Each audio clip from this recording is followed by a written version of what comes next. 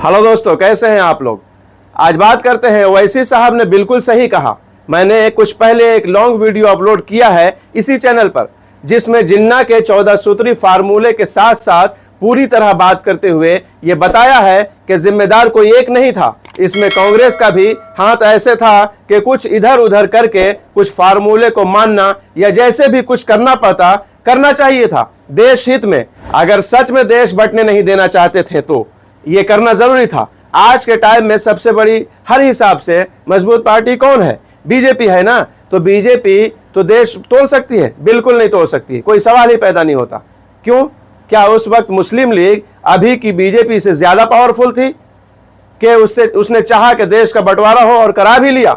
बिल्कुल भी नहीं। ये सिर्फ उसी गंदी राजनीति का हिस्सा है कि बस उर्दू नाम वालों को बदनाम कर दो, चाहे भारत के हो या कहीं के भी। सारा कुछ जिन्ना के सर मर दो। नहीं, हक मैं जिन्ना का सपोर्टर नहीं हूं। जो कुछ भी हुआ उस टाइम वो गलत हुआ, लेकिन जिन्ना ने या मुस्लिम लीग ने अकेले चाहा कि हिंदुस्तान को तोड़ दें, अलग देश बना ले, और बना लिया। ये संभव नहीं हो सकता था। ये पूरी बात समझना जरूरी है। अगर से अपने भाषण में अभी गुजरात में ओवैसी साहब ने ये बात बोला है तो सही बोला है। इतिहास कुछ ऐसा ही है। असदुद्दीन ओवैसी साहब का सीधा कांग्रेस पर अटैक नहीं, बल्कि यही सच है।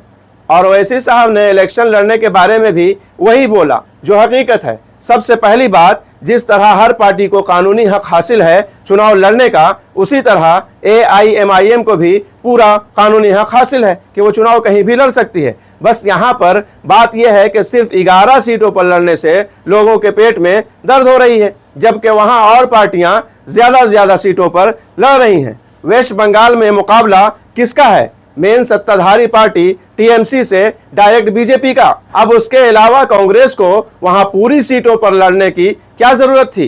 कांग्रेस किसका वोट काटेगी? क्या बीजेपी वाले लोग कांग्रेस को वोट देंगे, या पूरी 294 सीटों पर लड़ने का मतलब है TMC को कमजोर करना? लेकिन क्या दोगलापन है। 11 सीटों पर जो लड़ रहा उस पार्टी पर चीखने वाले 294 सीटों पर खामोश क्यों हैं? चलिए, हम भी वेस्ट बंगाल में TMC की सरकार चाहते हैं तो हम उसको बोलेंगे, टारगेट करेंगे जिससे TMC को ज्यादा नुकसान होने की संभावना है, न कि सिर्फ 11 सीट पर लड़ने वाली पार्टी को या लड़ने वाले उसके अध्यक्ष को यानी ओवैसी साहब को। क्यों?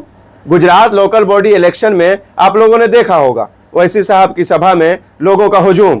लगता है गुजरात में भी ओवैसी साहब बीजेपी को ले आएंगे। अरे अनभक्तों, अरे जुम्मनों, अब ये देखो ओवैसी साहब बीजेपी को मजबूत करने गुजरात भी पहुंच गए। अरे भाई, गुजरात में कई जमाने से बीजेपी की ही सरकार है। ये जो तुम लोगों के दिमाग में भरा हुआ है ये गलत है कि वहां कहीं जाके ये बीजेपी को फायदा पहुंचा देते हैं। डेटा देखना चाहिए, हकीकत क्या है इसको समझना चाहिए। अभी जैसा कि मैंने बंगाल का ही बोला, बंगाल में मुकाबला तो बीजेपी और TMC में है। फिर ये कांग्रेस का पूरी सीटों पर लड़ना किसको नुकसान देगा? इसके बारे में कोई बात नहीं होगी। भाई, कांग्रेस बड़ी पार्टी है देश की, लेकिन इसका क्या मतलब है? फिर भी तो सिचुएशन के हिसाब से कैंडिडेट खड़ा करना चाहिए। कोई जरूरी तो नहीं है कि पूरी सीटों पर लड़ा जाए। पूरी सीटों पर लड़ना तो वहां पे अगर से अलायंस नहीं हुआ है तब भी ऐसी ऐसी सीटों पर लड़ना चाहिए था जहां उनका कुछ पकड़ मजबूत है। पूरी सीटों पर लड़ना बिल्कुल साफ जाहिर करता है कि आप TMC को हराना चाहते हैं और बीजेपी को फायदा पहुंचाना चाहते हैं। तो नहीं, जो 11 सीटों पर लड़ रहा है वो बीजेपी को फायदा पहुंचाना चाहता है। जो पूरी सीटों पर लड़ रहा है उससे कोई लेना देना नहीं है, उसको कोई टारगेट नहीं करेगा, उसको कोई कुछ नहीं बोलेगा। अजीब सी दोगलापंती है भाई, ये क्या बात हुई? तो जैसा कि मैंने कहा कि मैं भी चाहता हूं कि बंगाल में TMC की सरकार, सत्ता में TMC पार्टी है और फिर से TMC की सरकार आए, लेकिन जिस से नुकसान होगा हम सभी को बोलेंगे, ना कि सिर्फ कम सीटों पर जो लड़ रहा है उसको हम टारगेट करेंगे। हम सबसे ज्यादा सीटों पर लड़ने वाले को सबसे पहले टारगेट करेंगे, सबसे पहले बोलेंगे। उसके बाद नंबर वाइज जो है तो नंबर आएगा ना किसी का भी। जो 294 सीटों पर लड़ रहा हम उसको बोलेंगे। उसके बाद जो 250 पे, 200 पे, 100 पे, 80 पे, 50 पे लड़ेगा उसको बोलेंगे। 11 का तो नंबर ही नहीं आने वाला है। 11 से क्या हो जाएगा?